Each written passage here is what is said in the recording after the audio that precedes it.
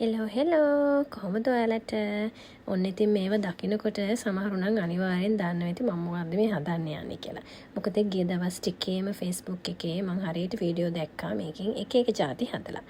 මමත් හදන්න යන්නේ ඒගොල්ලෝ හදපු එකම තමයි. මොකද මට try කරන්න හිතුණා මේක ඇත්තටම ඒ රස එනවද කියලා. මේ වීඩියෝ එක උඩ mention කරලා තියෙනවා මම මේක දැක්කේ කාගේ page එකේද කියලා. ඒ මාලිටත් thank you. මේ පොලොස් හදන තමයි යන්නේ. හැබැයි ඒ මහදුරු වලේ යට කොටස තමයි අත් පාවිච්චි කරේ ටිකක් අර හයි අයනේ ටික මම හිතන්නේ ඒ නිසා වෙන්නේ නැති.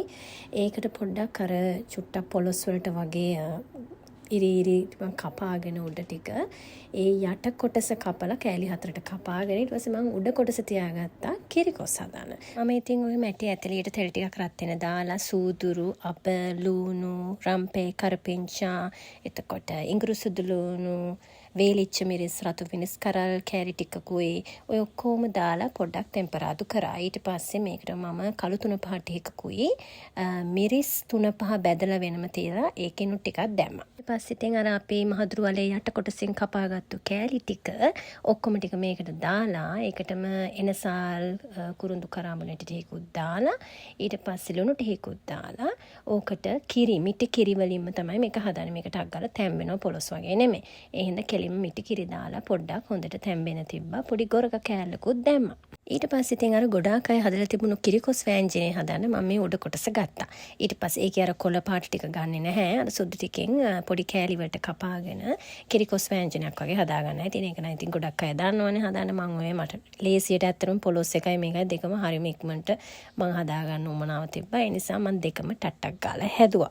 ඕකට ඔය නිකන් කරපිංචා, මිරිස්, රම්පේ, කහ ඊට පස්සේ සුදු ලුණු ටිකක් දාලා ලුණු ටිකක් දාලා ඕකට මම ඕකත් කිරෙන්න තම්බ ගත්තා. මේවට ටක් ගාලා තැම්බෙනවා. ඉතින් ඒකත් අනිත් පැත්තේ ලිපේ තියලා මට දෙකේම රස බලන්න තමයි මේ ඕනේ. මේ කියන තරම්ම කිරිකොස් පොලොස් රහ එනවද කියලා. අනිත් එක තමයි මට කීප දෙනෙක්ම මේ වීඩියෝ මැසේජ් කරලා තිබ්බා. ඉතින් ඒගොල්ලෝ කියලා තිබ්බා මේක හදලා බැලුවද කියලා අහලා තිබ්බා සමහරව. ඉතින් මට උමනා වුණා හදලා ඒගොල්ලන්ටත් කියන්න මේක රහයිද නැද්ද කියලා. මම ඉතින් ওই කිරිකොස් එක නම් තැම්බුණාට පස්සේ ඒකට පොඩ්ඩක් ටෙම්පරාදු කරලා ලුණු කරපිංචා ටිකක් දැම්මා උඩට. දාලා එච්චරයි ඒක ඉක්මනටම හදාගත්ත. මේ පොලොස් එක නම් ඔයගොල්ලන් දකින්න ඇති පාටින්. ඇත්තට මේක පොලොස් කරි එකක් වගේ. පෙනුම නම් එහෙම්මම තමයි. මම ඉතින් බත් ටිකක් බෙදාගෙන වෙන මුකුත් වෑංජන බෙදා ගන්න නැතුව මේ දෙක විතරක් බෙදාගෙන මේ දෙකේ රස වෙන වෙනම බැලුවා. පොලොස් එක ඇත්තටම සුපිරි. මම දන්නවා මේ පොලොස් නෙමෙයි හැබැයි මොකද්ද ළඟින් යන රහක් එනවා. ඒක මරු. කිරිකොස් එක හැම මට ලොකුවටම රස ඒකම දැනුන්නේ නැහැ. හැබැයි වෑංජනයක් විදිහට ඒකත් මාර රසයි. එහෙනම් ඉතින් මං වගේ ඔයාලත් හදලා බලන්නකෝ. මං ගියා බයි.